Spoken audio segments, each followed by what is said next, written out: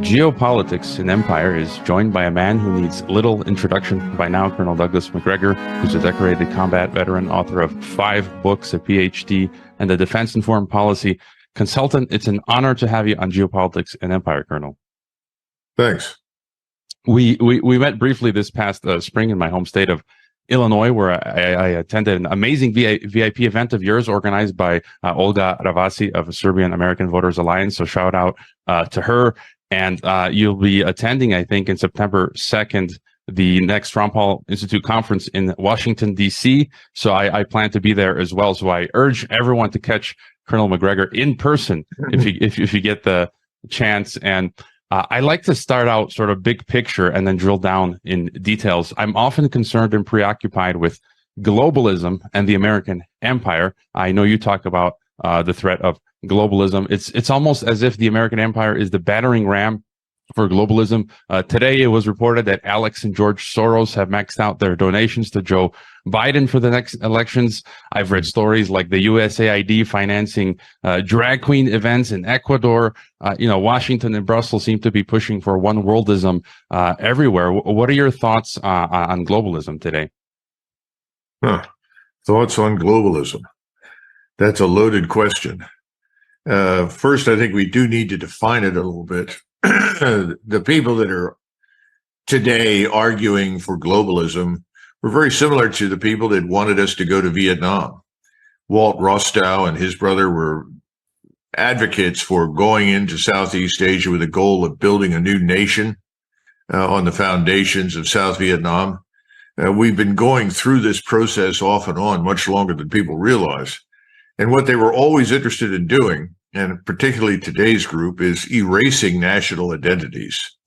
They're convinced that the way to future utopia is to create a place where no one knows what or who they are, except, of course, the globalists at the top who know that they're in control and ruling the world. So that means you have to destroy national identities, destroy borders, effectively subvert populations from within by convincing the majority population in any country that there's something wrong with them, that they can only improve by abandoning control of their borders and inviting millions of people into their country who are radically different from them, to dilute their identity, change their identity, and ultimately erase any semblance of identity. I think that's a very important concept that most people in Europe don't understand. I don't think we in the United States get it. But if you look at the policies that we've been pursuing, it makes excellent sense, because the policies that we are pursuing are suicidal. They're designed to destroy us. Open your borders, vet no one, let everyone come in and disperse into your population. Then you create internal divisions and fights and wars and conflicts within conflicts, and you have chaos. Chaos then allows those with vast quantities of money like Soros, who are at the top of the pyramid, to exert absolute control, tell you how to live, what to believe, and so forth. And of course, a Trojan horse in the midst of all of this is atheism and nihilism and socialism. And we all know how socialism works. Anybody who lived in the so-called Eastern Bloc understands it. The state controls everything, which means a small minority governs, and everyone else is effectively reduced to some form of slavery.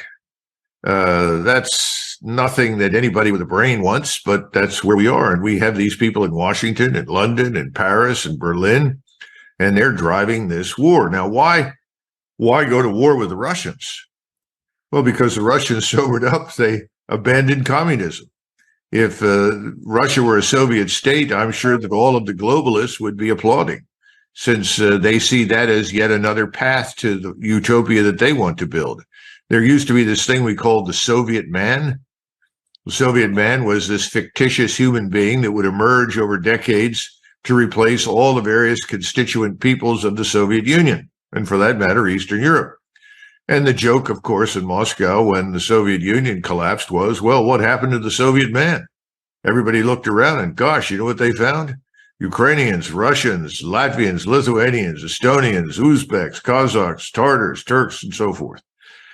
So it's a tragic event, but right now, Russia is seen as a nationalist state with a strong cultural identity founded on Orthodox Christianity. Well, these things are all anathema to everybody in the globalist community. And to boot, they're sitting on top of some of the world's richest mineral resources, an abundance of agricultural development, foodstuffs. They stretch from one ocean to another. So if you can get into Russia, if you can subvert the government, you can destroy the government and replace it with one of your own choosing, which is effectively what we did in Ukraine. Well, then you have access to all of these resources. And I think the Russians understand this, and it's why they finally decided that this is indeed an existential fight that they have to win. That I just mentioned, by the way, there was a popular tweet of yours that you put out recently, which said, quote, "There are currently 3 branches of government, Raytheon, BlackRock, pharmaceutical companies follow the money." And maybe before delving deeper into Ukraine and Russia, to ask you about NATO, because I view that, I've come to view NATO as one of the key globalist institutions. I feel that it's openly not even a defensive organization, and it's like itching to become the UN army or one world army, if you will. Now they want to enter the Pacific. I guess they'll have to change their name to NAPTO or the GTO, the Global Treaty Organization. It seems like they're positioning to take the rest of the world. So what are your thoughts on NATO today? Well, NATO was founded for one purpose, and when that purpose no longer existed, which was to defend the West against a potential Soviet attack, and the Soviet system collapsed along with the satellites that were part of it, people looked around and said, well, we no longer need NATO. In fact, I was one of them. And several of my colleagues said, well, this means we can go home. Fancy that. What an interesting notion. Americans will go home. And then we were told, oh, no, this is premature. NATO is such a successful alliance. It has a new purpose. And we all asked what that was. And the purpose was supposedly to prevent the outbreak of another war in Europe. Well, we thought that's reasonable, sounds plausible, and we went along with it. And then we discovered that had nothing to do with the new NATO. The new NATO was being militarized and instrumentalized to work as an appendage of globalist foreign policy run out of Washington and London. And that meant war on the Serbs in the Balkans. It was not a question of, are we intervening to bring peace? Are we looking for solutions that will work long term? No, the original intention was to go in and say everyone is going to be homogenized inside some amorphous state structure, which at the time, as you know, nobody wanted. It was called Yugoslavia. It was called the Soviet Union. Another one was Czechoslovakia. Everybody was anxious to get out from under these things so that they would have some degree of independence. Smaller republics responsive to the populations, and the populations wanted to be ruled by people like themselves, not foreigners. We reversed all of that, and we set about in the Balkans to create a new status quo, which hasn't held up very well because the underlying problems were never addressed. So that's effectively the problem with NATO now is that, well, we've been so successful in the Balkans and we're so successful in Ukraine that we want to extend this success to the Pacific. Why? Because we have another problem child called China. Thousands of years of civilization and identity in China are obviously a problem and need to somehow or another be subjugated. And we want as our allies the Japanese, the Koreans, the Vietnamese, anybody we can find. It's a kind of insanity that makes absolutely no sense, but it fits with the globalist model. Keep trying to herd people in this particular direction until everyone is in your camp and you rule it. I don't see it happening, but I do wish they would change the name of NATO. It's not North. It's not even Atlantic anymore. I don't know what it is. I think they want it to be the Atlantic to the Urals alliance of nations devoted to globalism. That's going to be a hard sell with most Europeans and Americans and Canadians, but no, it's possible.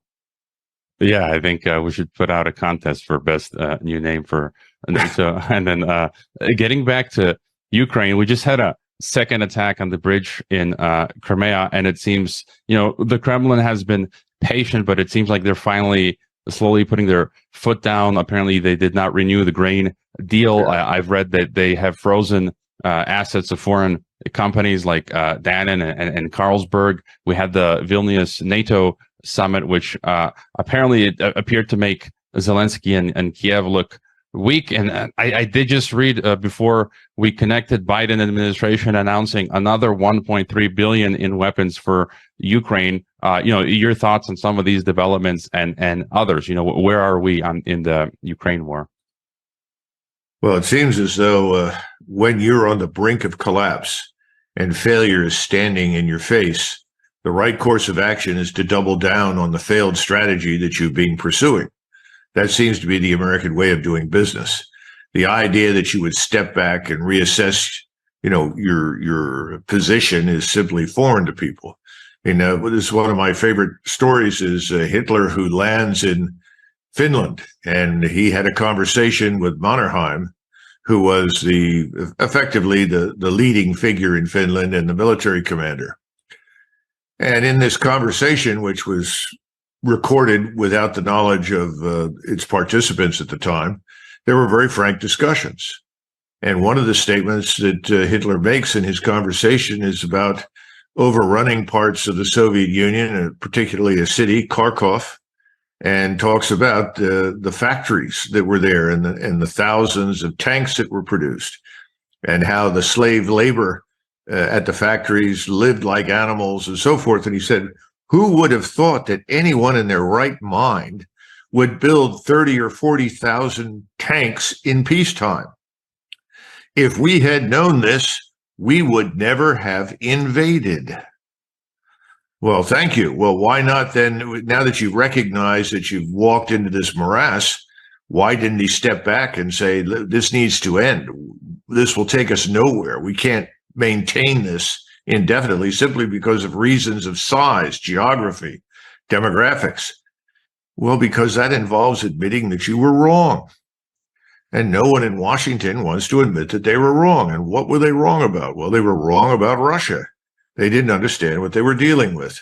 They thought that Russia was still the backward, confused, chaotic state that it was in the 1990s. They missed entirely all of the things that had been done over the last 20 years by Vladimir Putin and his supporters. I'm not here to say that everything that they've done is perfect and has worked brilliantly, but it very definitely recovered Russia from the ash heap of history. And at the same time, we didn't understand that the Russians had maintained this large scientific industrial base to produce and manufacture military equipment. We didn't understand that the Russian population actually supports its government. We didn't understand any of these things. And so we embarked upon another regime change crusade in what we thought was another backward country that we could treat with complete contempt, the way we've treated Afghanistan, Iraq, Syria, Libya, go down the list. We found out that we were wrong. No one wants to step forward and say, hey, we were wrong. It's time for us to cut our losses, change horses, move on, whatever. On the contrary, we're doing what we did in Vietnam and everywhere else. We're sort of beating the nail into the ground with the same hammer over and over and over again. This is the sort of Einstein-like insanity that we've all heard about. That's what we have in Washington. And I think it's going to continue until we can't afford it. And then the real discussion is, well, when does this can't afford come about? Because we have all of these people who are confident that we can print money at will because we're the reserve currency and nothing can stop us.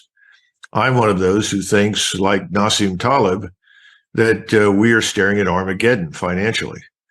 And we are looking not just at Russia today, but a very close relationship between Moscow, Beijing, and Delhi. These three countries and the leaders in them know each other quite well. They've known each other for many, many years. It's a closer relationship than we in the West appreciate. And it's only a matter of time until the decision is made to fire sale our treasuries. And when that happens, our economy is in a lot of trouble, especially if the Fed tries to walk in and buy up all the bonds. That won't flush, literally, with the larger financial system in the world. So all of this has to be viewed as part of a huge problem that we have created for ourselves. And NATO is just part of it. It's not the only part, but NATO itself is crumbling. And this demonstration of solidarity in Vilnius that you saw is a facade. Behind that, people are horrified. The Germans are horrified because what was the original goal? Destroy Russia, regime change in Russia, create a new country. The Germans have already said, we don't want anything to do with that. They're smart enough to understand, as any European does, that when you destroy these nations, you have chaos. Chaos that results in wars, famine, conflict. Nobody wants it, but we're continuing to push it. And we're increasingly on our own. So when we put 1.6 billion down, first of all, a lot of that cash will never leave the United States. It'll simply be laundered through the Pentagon, laundered through the so-called military-industrial complex. It will enrich lots of people invested in it, and particularly people in the Senate and the House. They will have lots of cash stuffed into their pockets for their trouble. Some of it will get to Ukraine, and we know from experience that a lot of it will just vanish into another black hole. You know, we know that Zelensky and his crew all have nice fat bank accounts in places like Cyprus and elsewhere. Whenever they leave, and I think they will at some point, they'll go live in luxury, or so they think. But the country itself will be destroyed, and that's not their concern, because in the final analysis, Ukraine has never been meaningful to anybody in Washington or London. It's simply been a way to destroy Russia. Use Ukraine as cannon fodder. Use Ukraine's population, use its society, whatever is there to harm Russia. It's all backfiring, but there's nothing we can do about it at this point. But to expect anyone in Washington to suspend aid at this point is unrealistic. Now, will they at some point suspend aid? I suspect they'll have to. But right now, it's maintain appearances, keep them up, especially as you run up into the election next year. Because if everything changes between now and that election, and I think it probably will, then they have to explain away a huge strategic defeat, which is what Ukraine is going to represent to the United States and its allies. Yeah, what you mentioned earlier, again, I read this morning that one of the Ukrainian heads of state, one of the daughters, their daughters purchased a home in the south of France to the tune of many, many millions. So just as you were saying, and maybe just a bit more on multipolarity. You know, I've had a number of guests over the years, like Jim Rogers and Peter Schiff, talk about this coming crisis, de-dollarization, and the loss of the world reserve status. And I think it's coming in, you know. Will that be the straw that breaks the camel's back, and then this multipolar world that's coming into being? I mean, any further thoughts on what that will look like? They're talking about a common currency, and then, you know, what does America look like in a multipolar world?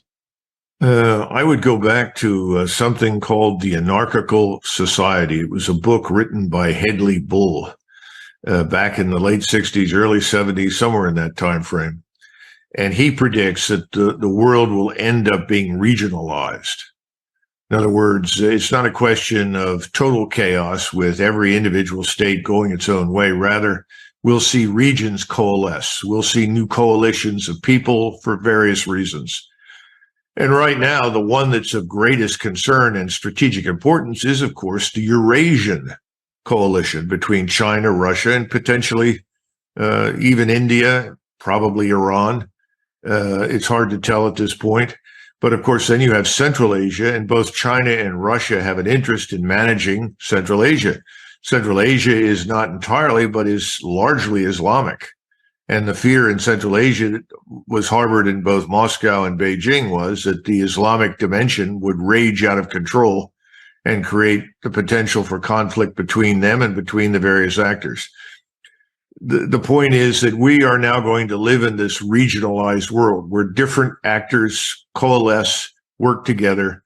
I can't give you an exact map at this point, but I think Hedley Bull was right. We can operate in that world very easily. We are North America. I mean, let's face it. I always laugh when people talk about the American Empire. Well, the American Empire to me was always North America. There was no need for anything else. And this, of course, was the argument that was made by the people that founded the country. They all anticipated that we would march all the way to the Atlantic, or excuse me, to the Pacific, that we would have an Atlantic to the Pacific country. It would end up with borders based on regional culture, history, language, religion, and indeed that's what we have with the southern border. And the northern border just became a friendly border because, frankly, the people in Canada were viewed as essentially not very different from ourselves. And so we had the advantage of certainly peace in the north and a troublesome border in the south, but usually limited to criminality as opposed to anticipating large armies organizing to invade us.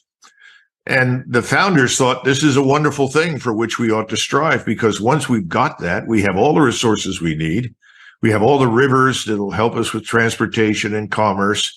We'll have plenty of Europeans pile into the United States and populate these otherwise largely empty or desolate areas, and we'll become a very strong and successful society. No one anticipated that we would suddenly become interested in projecting our military power around the world.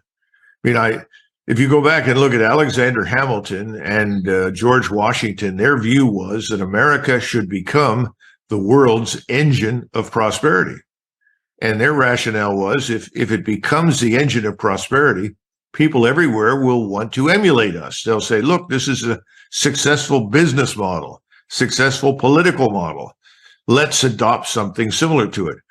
The idea that we would go somewhere in the world and introduce our notions of how the world should be organized at gunpoint was something that no one at that time really anticipated. So that's where we are. And so whatever happens next, and I think what happens next is some kind of major financial crisis and economic turndown, the predisposition in this country will be to do what it has historically always done: bring home the troops.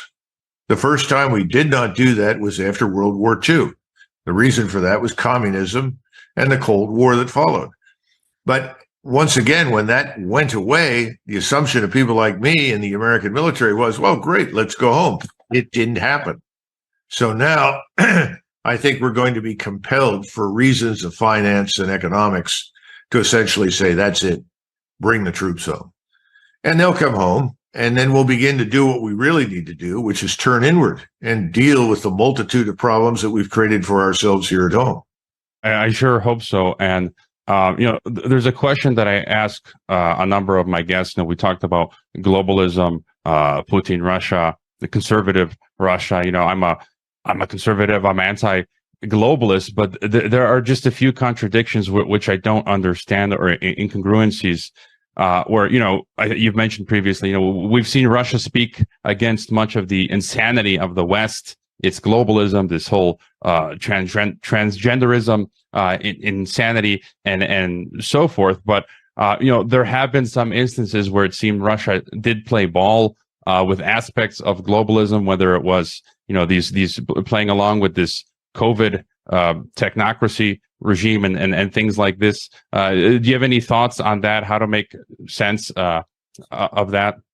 Well, I think Vladimir Putin, of all the Russian leaders, is probably the one who has both a certain amount of affection for and understanding of the West. Remember, he lived for quite a while in Germany, and he's been able to travel. People condemn him routinely. Oh, he's a KGB thug monster and so forth. The truth is that during the Soviet years, the people that understood the most about the world beyond the borders of the Soviet Union were KGB agents, because they were the ones who could leave and move freely. And they did not come back ideologically hardened opponents of the West. In most cases, they came back and said, well, we've got to make changes here. We've got to adapt. And you know the story behind Gorbachev. All of that came to a head. It's not the first time in Russian history. The Russians went through this with the Decembrists after the Napoleonic Wars. The point is, I think Putin was always trying to find a good rapport with the West. He was trying to make Russia a strategic partner for the West in both economic as well as political terms, and for that matter, even militarily. I can tell you, when I was on active duty in 2001, that the intelligence and material support the Russians provided to us in Afghanistan was invaluable. We could not have gone in and had any success dealing with terrorism in that country without the support and the assistance of the Russians. It's why so many of us were really surprised when we suddenly turned around and struck at the Russians. because the Russians were helpful. Look, when Donald Trump was president, whenever we went forward with these pointless missile strikes in places like Syria or Iraq, the Russians always accommodated us, not because they were afraid of us. They knew it was pointless. They knew it was stupid. They said, well, let's let the Americans do this, then we'll get back to normality. And that's effectively what happened when Trump was in office. But the problem is that today we've gone too far. We pushed the Russians too hard. We demanded that they effectively humiliate themselves in front of us. In other words, surrender any control or interest in the countries that border them. Submit to this NATO-style hegemony, which is financial, economic, political, and military. It's not just one, it's all of it. The Russians have said no. And I think this is going to go on for a while longer until the economic strength in the United States wanes. And let's face it, we're not in good shape. The underlying fundamentals are poor. If you've had Jim Rogers and others on, then you know what I'm talking about. I don't need to repeat any of that. The reason I go to Nassim Taleb is because this is the man that invented the black swan. And what he says, and I agree with him completely, when somebody says, well, all right, Nassim Taleb, tell us when this Armageddon is going to happen. He looks at it, he says, well, I can't predict that. He said, it's coming and it's near. It's not far. It's in front of you. Look for it. People don't like that. They want you to give them a time and a date. It reminds me of Secretary of the Treasury Mellon in 1929, in June of 29. Let's see, that's 4 months before the crash. He gave a speech because people were a little nervous about what they thought then were some strange happenings in the market. And he gave a speech, it's very famous, and he said, we live in an era of unbroken prosperity. I know because my great-grandfather lost $4 million in the crash. And at the time, he said, well, I listened to Secretary Mellon. This is my maternal great-grandfather. I thought he was an honest man. I never met my great-grandfather, but if I ever do in the next life, I'll immediately go to him and say, what on earth possessed you to believe that nonsense? But I think we're in the same position now. We have lots of people saying, oh, you don't understand modern economics. Everything will be fine until it isn't. And that's where we're headed. And it is, I think, as Nassim Taleb points out, near rather than far away. And again, when that happens, no one in the United States, no one will give a damn what happens beyond the borders of the United States. Because you and I both know, truthfully, does an American, the average American, care what happens in eastern Ukraine? I don't think so. If they could even find it on the map. If you asked an American right now about the Yucatan Peninsula and troubles down there, most of them would say, huh? What? What are you talking about? America is exactly what a Spanish general staff officer told me in 1998. And when I was the director of the Joint Operations Center at SHAPE headquarters, Supreme Headquarters Allied Powers Europe, he said, Colonel Macgregor, the United States is not a nation. It's not a country. It's a planet.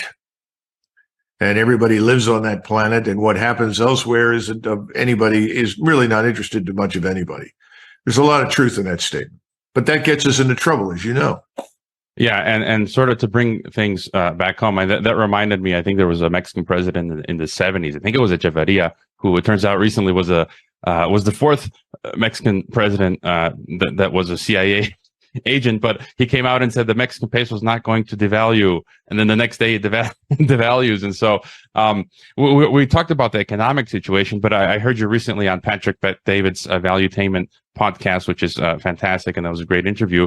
You talked about there may not be 2024 elections, and setting the economics aside, there's talk of a second civil war. I've had people like James Wesley Rawls of Survival Blog on, and today it was just reported that Trump posted that he received a target letter from the DOJ saying they're going to arrest and indict him for J6. And so, any further thoughts on the scenario at home? Because it seems like the globalists also want to try and balkanize. That's what they do.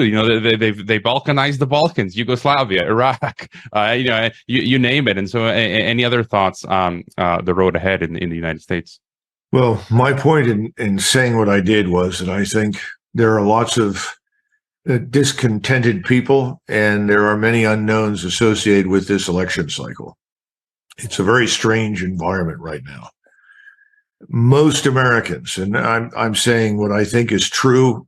Perhaps people can show me polls that argue a different way, but I think most American adults who vote have real questions about our election integrity. Now, this is not entirely new. We've had problems with election integrity for years, particularly in the largest cities. I mean, the joke in New York and Philadelphia, Chicago, San Francisco, Los Angeles, election day was always called Resurrection Day because the dead, sprang up from the cemeteries and voted.